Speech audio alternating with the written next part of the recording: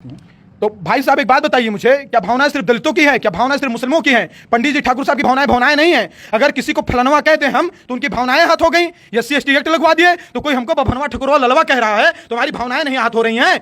हम आपको पता नहीं हम कह रहे हैं या नहीं कह रहे, फिर भी भावनाएं हाथ हो जा रही हैं और आप खुले मंच से गाली दे रहे हो। आए दिन आप भी देखते होंगे, पता नहीं कौन कौन इनके समाज के नेता हमारे धर्म के जो धर्माचार्य हैं उन पर टिप्पणियां करते रहे, लेकिन किसी पर आज तक उचित कार्रवाई नहीं हुई।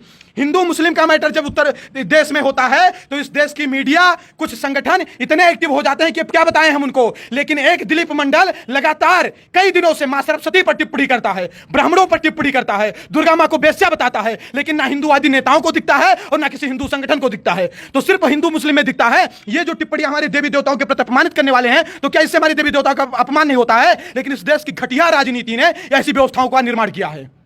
एक ओवैसी जी हैं, इनके भाई ने भी एक बयान दिया था। कौन सा बयान? कोई बयान दिया था, हिंदू देवी देवताओं के बारे में बयान दिया था। मैं फिर कह रहा हूं कि ये एक बात बताओ, इस देश में सरकार है हिंदुओं की, सही कह रहा हूं गलत कह रहा हूं? फिर ओवैसी जैसे लोग बयान दे कैसे पा रहे हैं? ओवैसी जैसे लोग बयान दे कैसे पा रहे हैं? इनके लिए अब तक कोई कानून नहीं बनना चाहिए था? तो क्या माना जाए, पोलराइजेशन के लिए बी टीम है? ये सिर्फ और सिर्फ राजनीति है। और अगर राजनीति नहीं है तो मैं फिर कह रहा हूं कि धर्म पर आंख उठाने वालों की आंखें निकालने की क्षमता क्यों नहीं रखती है सरकारें? उनको जेल के अंदर क्यों नहीं डलवाने की सरकारें? फिर ओवैसी पर एक हमला हो जा रहा है, वाई प्लस सुरक्षा मिल जा रही है उनको। क्यों मिल जा रही है? आप किसी की नूपुर शर्मा ने एक बयान दिया, पूरे विश्व में तहलका मच गया, माफी मांगो माफी मांगो माफी मांगो।